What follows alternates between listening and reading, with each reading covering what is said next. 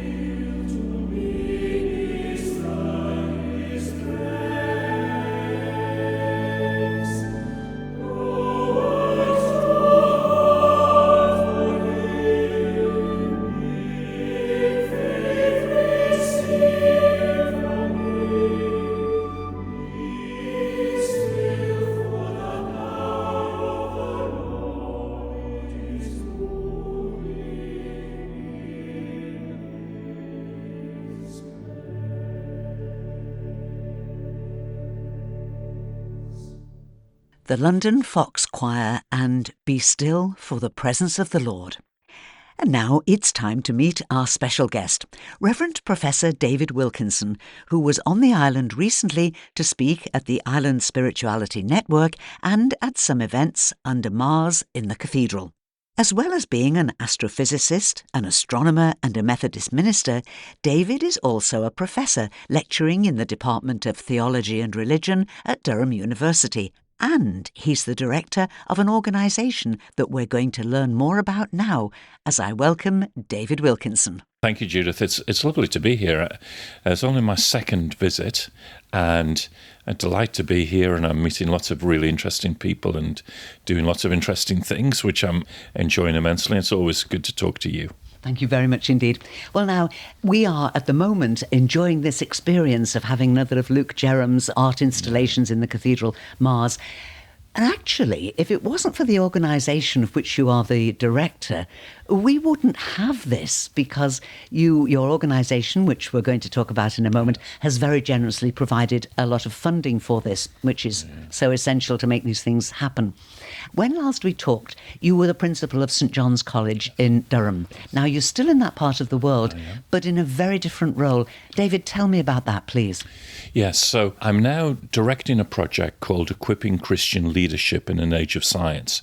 Now, I did this part-time alongside being principal of a Durham college and really came to a point where I couldn't do both. And so now I have the privilege of working full-time, directing a team of people where we work on helping Christian leaders think about science not as a threat or as something to be feared, but something that's a gift from God, and how to use science responsibly.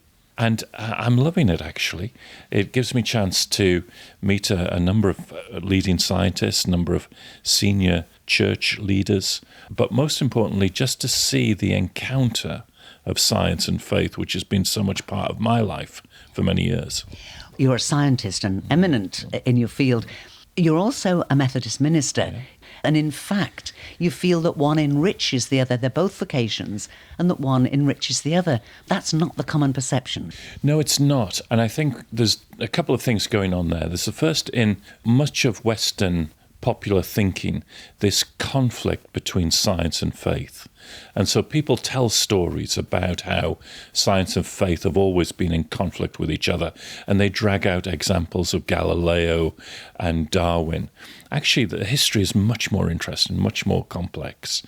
Galileo, of course, was a committed Christian, and part of the reason why he even pointed his telescope at the sky was because he felt the only way he could work out what God was about was by looking at the universe. But the second thing, I think, goes back to the church. And the church has often not valued the vocation of scientists and technologists.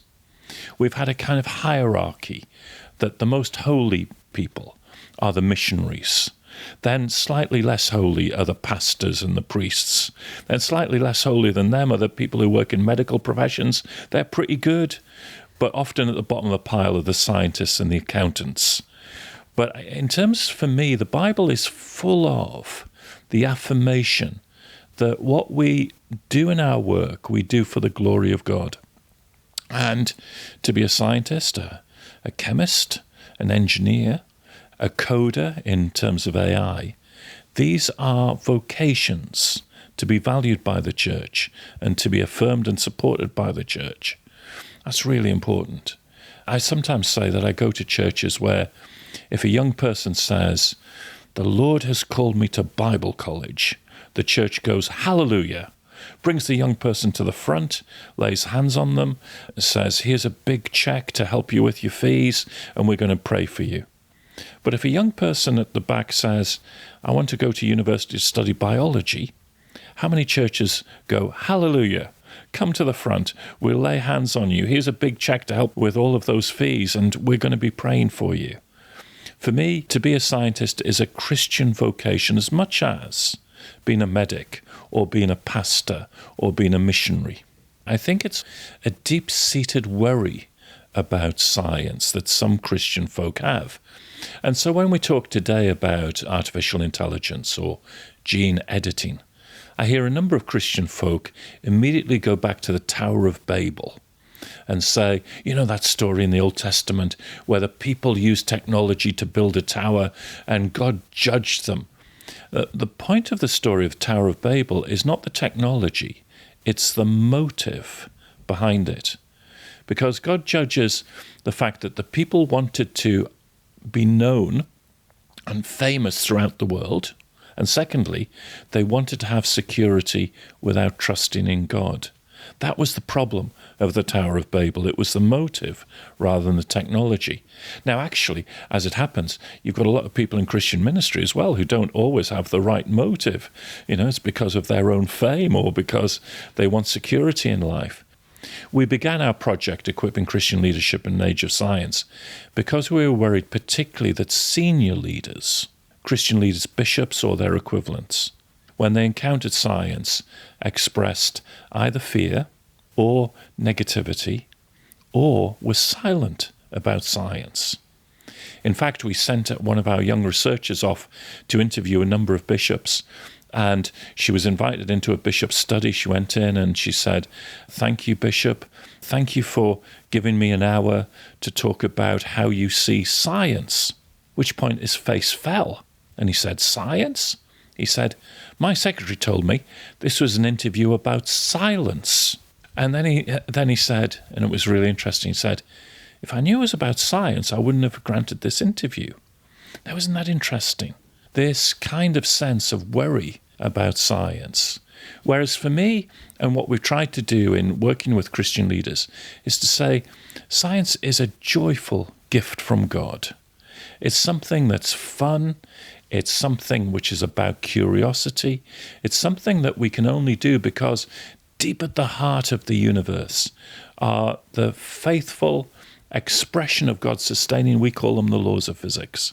So we can only do science because God has given us a law which is universal, which is intelligible to us. We call them the laws of physics.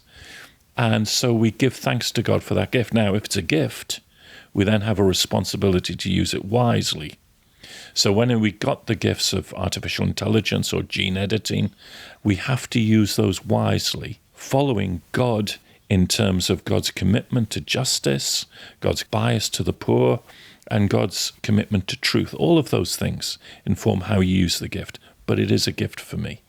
I'm talking today with Rev'd Professor David Wilkinson, director of an organisation called Equipping Christian Leadership in an Age of Science. And I think I should mention here that this is an interdenominational project. It's not limited to any one size or style or denomination of church.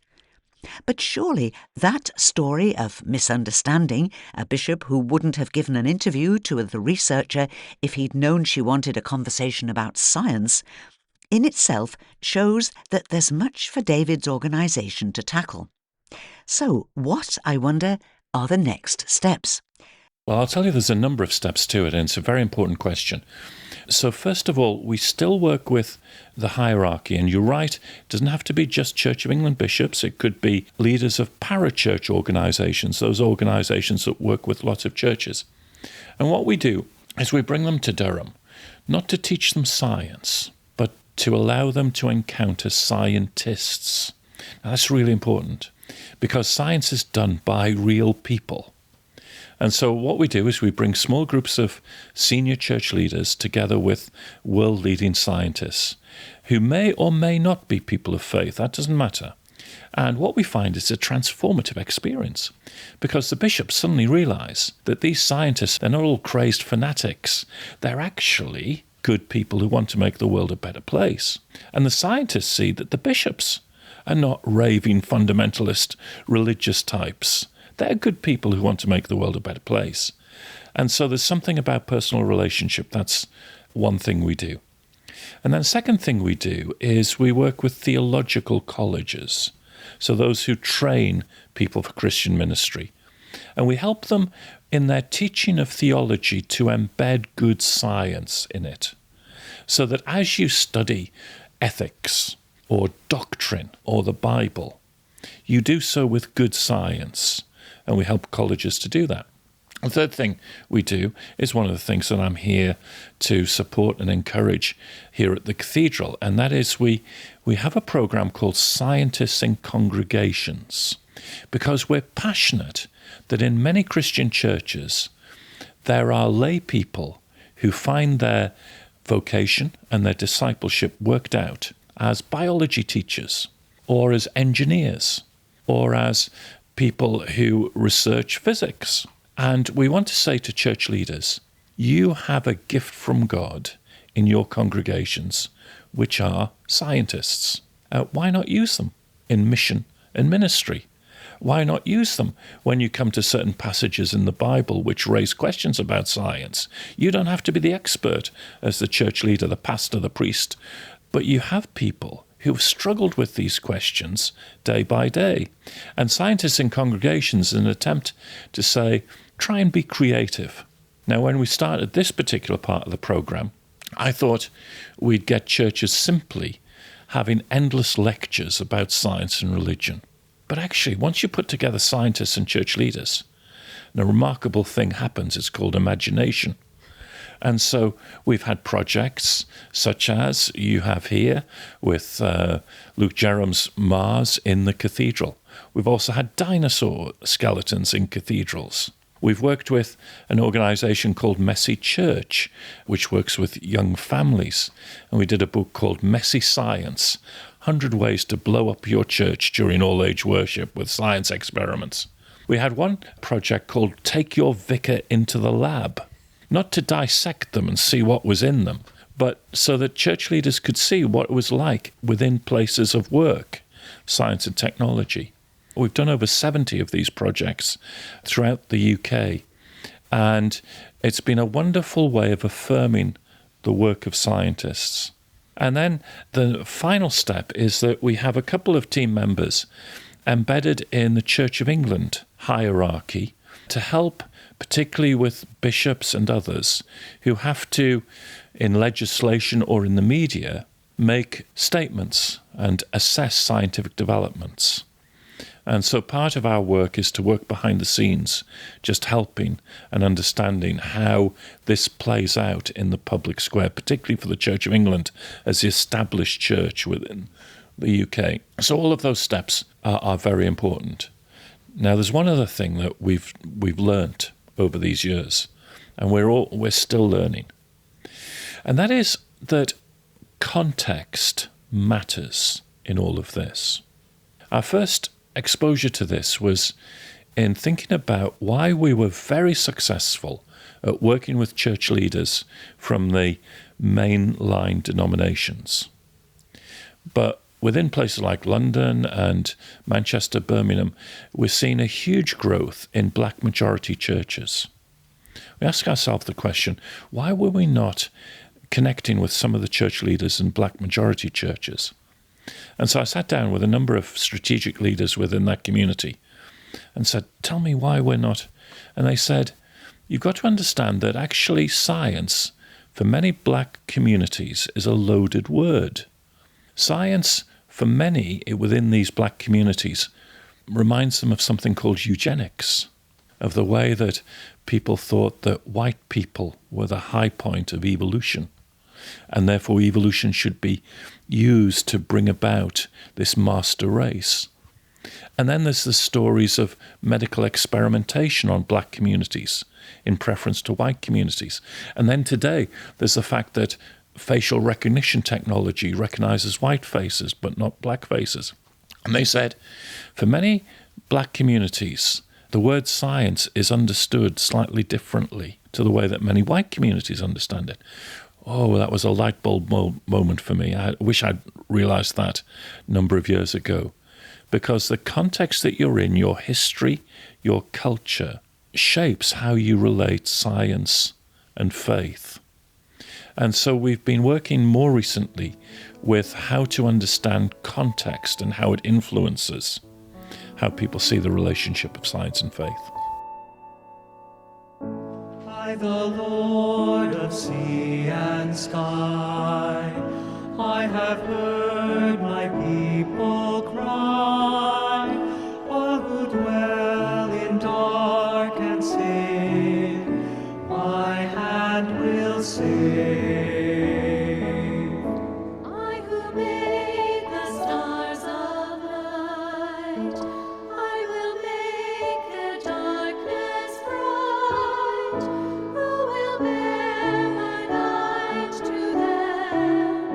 Whom shall I send?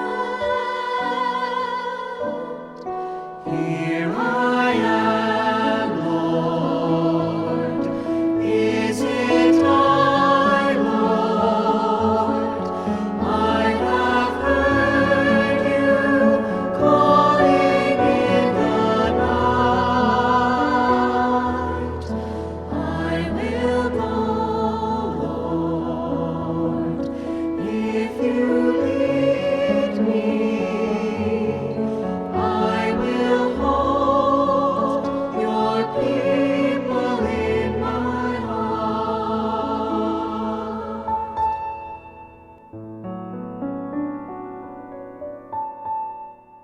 Here I Am, Lord, that beautiful hymn of faith-filled service, sung there by the Sunday at 7 choir.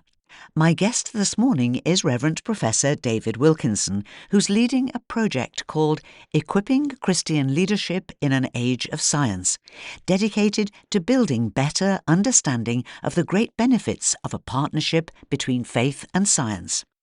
We're hearing a lot today about the quiet revival, the big numbers of young adults who've grown up with no faith background but are now keen to explore faith for themselves. I wondered if David has seen any reflection of this in the work that he's doing.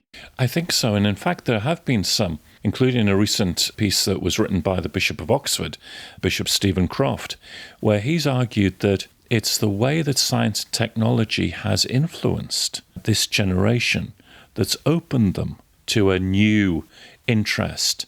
Between ourselves, I'm a little hesitant about this word revival, because classically in church history, revival is something that really shakes the structures of the whole society. But this quiet awakening, which I as I talk to people, we see here, there, and everywhere, I think science and technology is raising some of the questions that science and technology itself can't answer. Questions about what it means to be human. Questions about our place in the universe. Questions around how we understand that sense of transcendence, that which goes beyond science. And so Bishop Stephen has argued that part of that awakening is the particular stage that we've got to as people encounter science. Now, there are still many young people that I meet who are stuck in that conflict mode of science and faith, because actually it's so, it's everywhere in popular culture still. If you watch certain stand-up comedians like Ricky Gervais or Eddie Izzard or Dara O'Brien, they talk about this conflict model between science and faith. If you watch the comedy series The Big Bang Theory, Sheldon, the great physicist, is often in conflict with his Bible-believing mother. It's a narrative way of talking about this conflict model. And that's deeply embedded within the way that many young people grow up. But I think we're getting to the stage where that influence of the dominance of the conflict model is starting to just fade out a little bit. And I think in the experience of awe, and I'm a astronomer, and so I love looking at pretty pictures of the universe, and it is pretty awe-inspiring. Now the question then is, what do you do with that? Well, for many of us, it's our own choice. Some of us will go, that's a very pretty picture, and go off and watch another episode of The Simpsons. Others of us will go, well, maybe there's a deeper story to the universe here. I don't think you can prove God in these kind of ways. But I do think that science is just raising questions to say there may be something more to the universe. We've all been talking about the aurora. Yes. That have been so apparent because it's been a good season for aurora. So different in so many places, so breathtaking and so brief. You don't pretend to have all the answers, but your life is dedicated to getting people to think and ask the questions, isn't it? I think so. And I think the aurora is a really good example because, we do understand the science behind it, but the engagement with it goes beyond the science. There's something about the way that as human beings we engage with the universe, which means that even if we understand the science behind it, it's still significant. And it leads us to wonder about our place in connection with the universe. And that's the really interesting thing when you encounter something like that. It is subjective, it is emotional, but that's not any less true than the physics behind the magnetic fields and how these particles spin in the magnetic fields to produce the aurora. Both are true but different. The fact that I understand the physics of it doesn't take away the significance of other dimensions of it. And I think the sense of what's often called reductionism, that you can reduce the world simply to the physics, doesn't cut it with lots of people. I, the Lord of snow and rain, I have borne my people's pain. I have have wept for love of them. They turn away. I will break their hearts of stone. Give them hearts for love alone. I will speak my words to them. Who shall I stand? Here I am, Lord. Is it I, Lord? I have heard you calling in the night. I will go, Lord, if you lead me. I will hold your people in my heart. Thank you to my guest today, Rev'd Professor David Wilkinson. And if you'd like to know more about the project he's leading, linking science and faith, just search for his name and you'll find all the details in his biography. And as usual, we end with a look at our notice board. There are 2 more days to visit Mars, the Luke Jerram art installation in the cathedral, before it leaves us tomorrow night. And if you're planning to visit today, you might want to time your visit so you can enjoy a very special Songs of Praise this afternoon at 3:30. Music will be by the young choristers and the choral scholars of the cathedral. It's completely free and everyone's welcome. Port Erin Gospel Church have 2 meetings today at 11:30 a.m. and 7 p.m, and Reverend Wesley McDowell will preach at both of them. This evening, the Mariners Choir will be in Kirk Christ, Russian Parish Church, for a service starting at the usual time of 6:30, at which Reverend Canon Joe Heaton will preach, and everyone will be made very welcome to the service and the supper afterwards.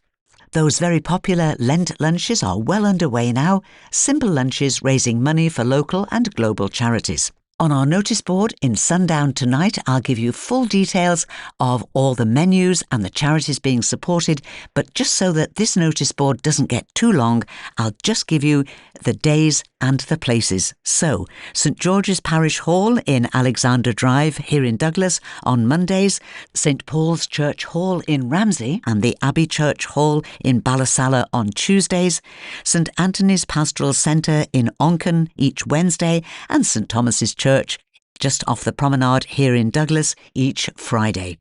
Friday, March the 6th, is the World Day of Prayer. This is an international movement drawing people together in one united act of prayer. Everyone taking part in the World Day of Prayer uses the same service, and this year the service has been prepared by the women of Nigeria. These are the World Day of Prayer services around the island. In the south, the service will be in St Columba's Catholic Church in Port Erin. Refreshments will be served from 10 a.m. and the service will start at 11.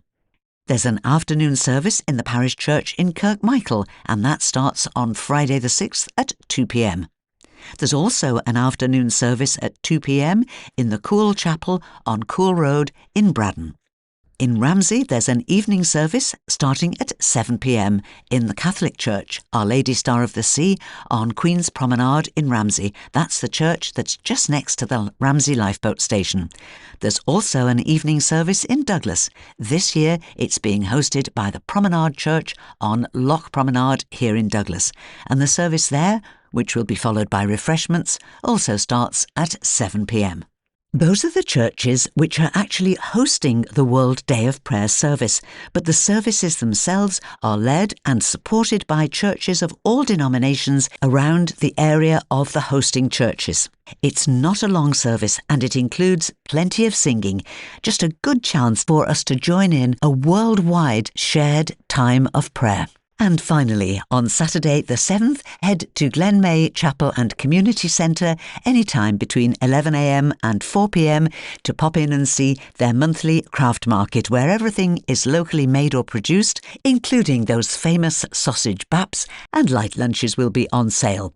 Head for Glenmay Village and look for the banners and the bunting. And that's all that we have time for now, but I'll be back tonight at 9 o'clock with Sundown, and I'd love you to come and join me in our virtual lounge for a great selection of easy listening music, plus your requests, dedications and stories. And so, until whenever we meet again, this is Judith saying thank you for listening and wishing you and those you love a blessed and peaceful week and a very good morning.